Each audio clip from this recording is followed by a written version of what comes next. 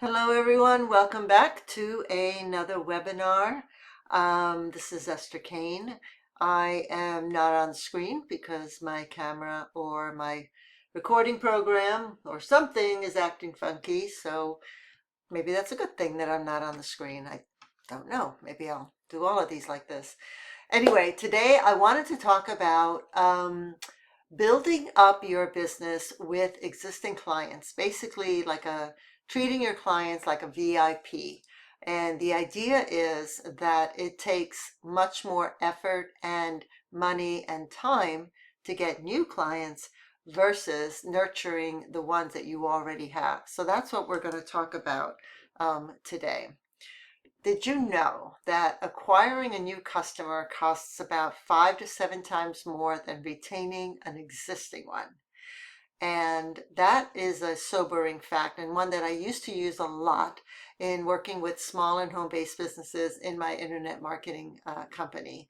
The idea was that it takes money and time to keep searching for leads and keep cold calls and new emails and all kinds of marketing materials, ads, everything to try to get new clients, where the reality is you already had a list of existing clients, most likely, and why not nurture them? It's the old McDonald's, upsell, would you like fries with that kind of concept, that the person is right there in front of you. What else can you sell them?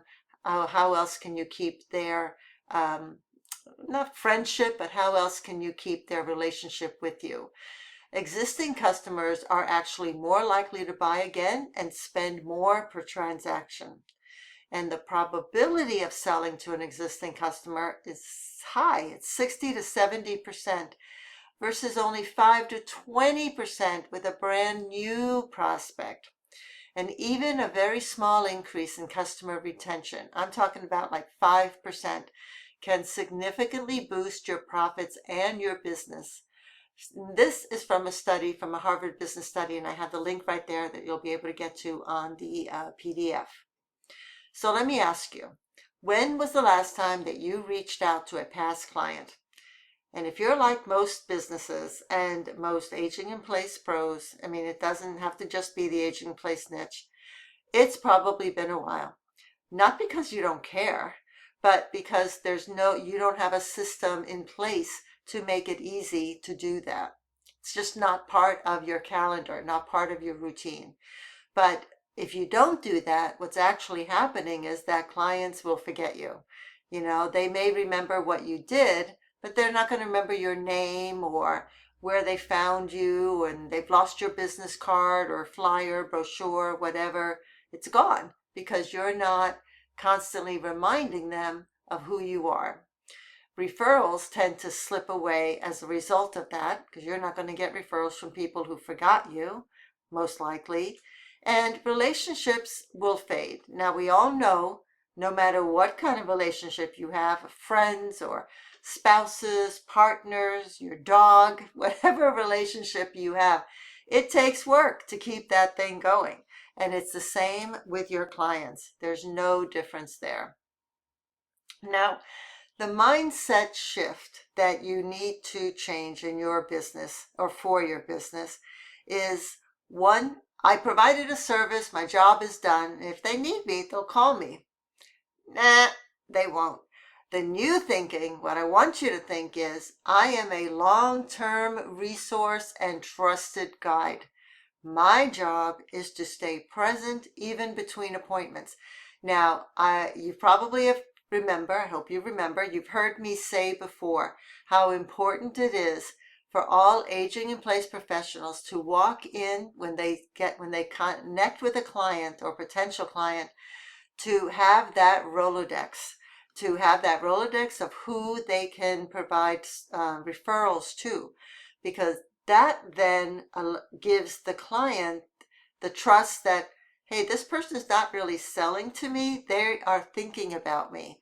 They want to help me. They truly want to help me. So they have other resources that I can call and contact for the things that they themselves that that particular company is not doing. And that is a way to build trust. That is a way to continue keeping yourself in front of your client. So stop thinking this is a one-time transaction and start thinking that it's a relationship over time. That will increase your referral. It will increase the trust you have with that particular client. And it really does show that you truly do care about this person, this family, and how you leave them. Because once you've done your work and you leave them, they're more than likely going to need more work or more help, be it from you or someone else. That's in your Rolodex. And hey, you can nurture referral fees with that person that you're referring. You can think about that if you want to do it that way. This industry, the aging in place industry, any service for senior industry, runs on trust. It totally runs on trust and the relationship that you build with that person. Aging in place decisions are deeply emotional, not just for the person who's aging in place, but also for their families. And it rarely happens on a predictable schedule, and it rarely happens on a proactive schedule. Families don't often need you until suddenly something happens. Mom fell, dad had a stroke, my Aunt Mary had a heart attack, whatever. It's usually a very reactive type of telephone call or email that you get. Humans are naturally reactive versus proactive, but aging in place is actually proactive. So we have to figure out how to work with our patients who are in reactive mode. The decisions that follow a fall, a diagnosis, a scary moment are not on the calendar. Families are usually at the moment, they're overwhelmed, they reach for whoever feels the most familiar. And that's usually through a referral. Clients can go months or years without needing you or needing you again. Then they need you immediately. And a VIP program keeps you top of mind during those quiet periods. And I'm going to talk about what a VIP program actually is. And families tend to refer professionals that they remember and trust. And so consistent, caring contact ensures that professional is you and not a competitor, because you are constantly reminding them of your name, what you did, what you do. It's amazing to me how so many small businesses that I worked with, when they had conversations with their clients, the clients were not aware of all the things they did. They were aware maybe of the work that that company did for them, but they weren't aware of all the other things that they did. So that's always an important thing to promote. So a past client can call you 2 years after you did some work, because a neighbor fell or because the mother had another ongoing thing. I mean, who is she going to call? She's going to call somebody whose name is constantly coming up. When my mom passed away a few years ago, we used a realtor to help us with selling the house. To this day, years later, I still get regular emails from that realtor. Now, it's not monthly. It's like every 3 months or 4 months or so. But who am I going to call if I need some real estate work down in Orlando? I'm going to call her because her name is constantly in front of me. All right. So the VIP framework is basically, we can call it the care system. C is for consistent contact. Either it's monthly, weekly, quarterly, whatever you want to do it as. It keeps you visible and relevant, even when the clients don't need you right now. And the key is to show up to teach, to educate, not to sell. Every touch point should leave the person thinking, wow, I really learned something useful today, not, hey, they want my money. That's very important, because if you are selling, if you are giving the message, they want my money, they're just going to stop listening to you. They're going to, block you. They're not going to refer you. A is for added value. Give without asking. May share a helpful tip, a guide, a resource that makes their lives easier and establishes you as the expert they trust. When you lead with education, selling becomes really almost unnecessary because clients will come to you already convinced, and you can you can use like, let's say there's I don't know, a monthly emergency preparedness month, I don't know. So in that month you can just create a general emergency preparedness guide for your area.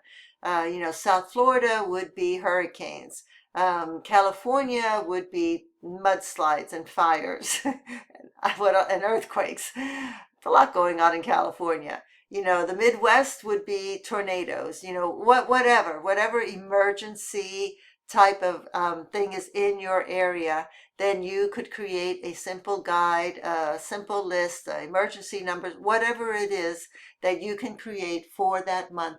But the point is that you can use the specific crazy holiday of that month in order to promote whatever guide or tip or checklist or whatever it is that you create. And it's as simple as creating a PDF and then just emailing it to them. You don't have to print it. You don't have to mail it.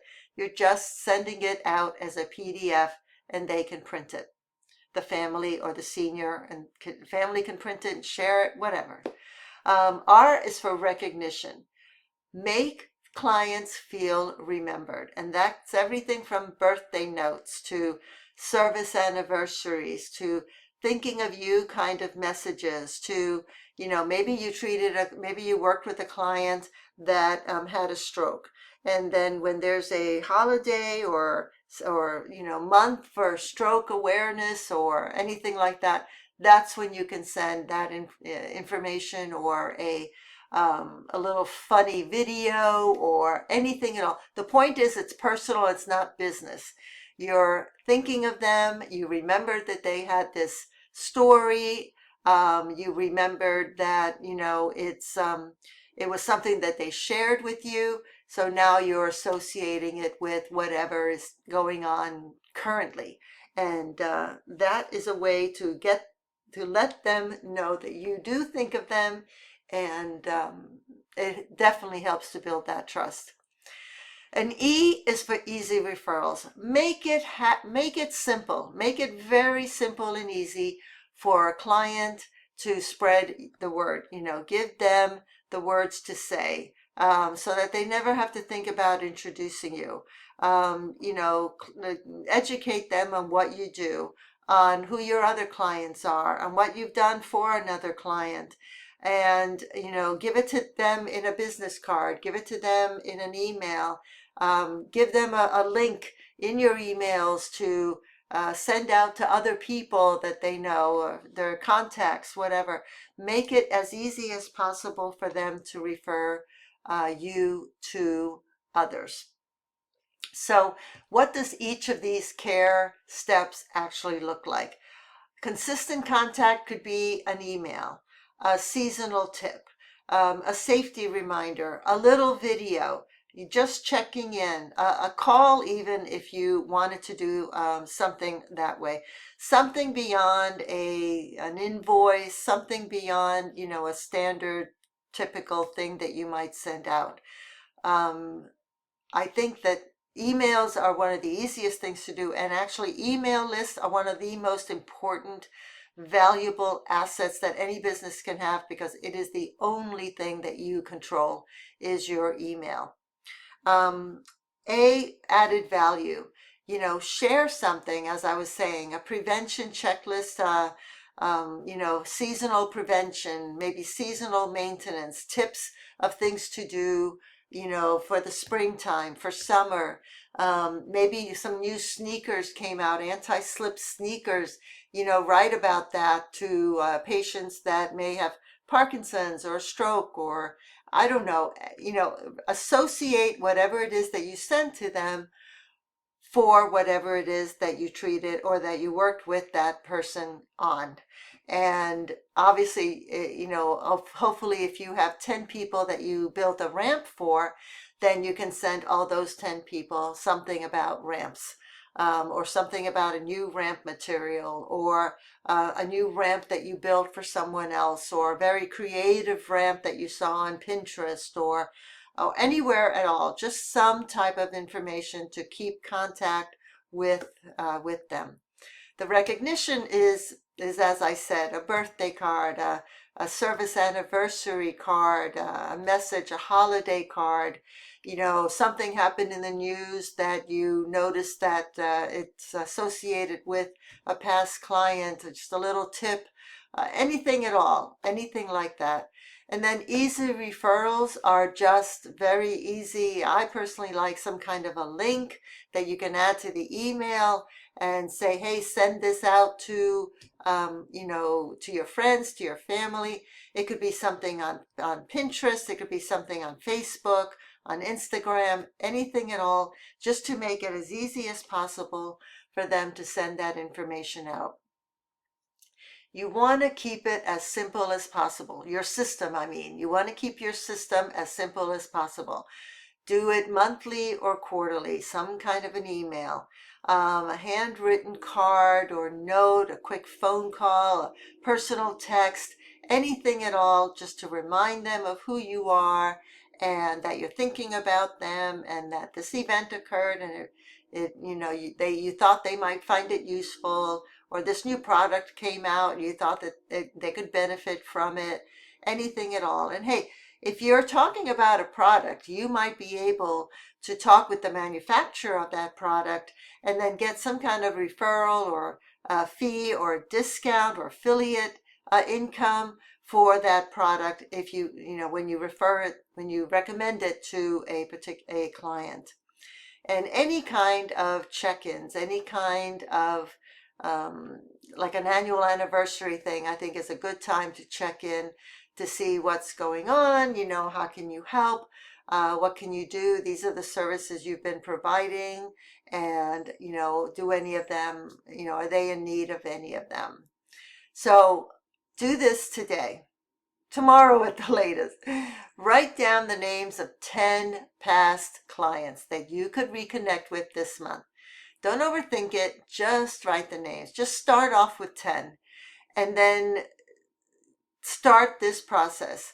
Take a day or two to sit down and write down what the process will be. All right, in July, you can start sending out information. Hey, in a few months, autumn is going to be here. Leaves are going to be falling. It might be dangerous to fall outside. Let's think about, how we can make it safer. Anything at all. You always want to try and think 3 months ahead of time, especially online. If you're doing anything online, like articles or videos or anything at all, because it takes time for those things to get indexed. But as far as emails, that kind of thing, you can probably do it a week or two ahead of time. But the point is, plan it, write it down so that you have it written down for the 6 months or the entire year if you want to. I find it so much easier to follow a list, get up in the morning, I open up my list. Okay, I know that I have to record the webinar today. I know that I have to record a daily podcast for senior safety advice. I know that I have to write 10 Pinterest image or create 10 Pinterest images and write 10 Pinterest posts. I mean, I know that I have to do those things on this particular day. And the reason I know that is because I've already planned that and I already have all of that written up and sitting in a document somewhere so I can just copy and paste on the days that I have to do them. It's 90% planning and 10% action. That's just the way work is. All right. So 1, do not overcomplicate it. I want to say that again. It's wonderful to have fancy CRMs and automated workflows, but honestly, if they're hard to maintain, it doesn't make sense. I use spreadsheets for everything.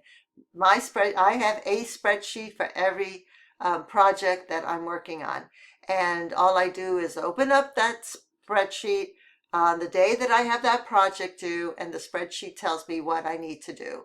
It's been the easiest. I have tried at least 20 CRM programs, and none of them, they can be very complicated, especially if you're a solopreneur. Spreadsheets are amazing. If you want any help setting up your spreadsheet, let me know. I'm more than happy to help you with it.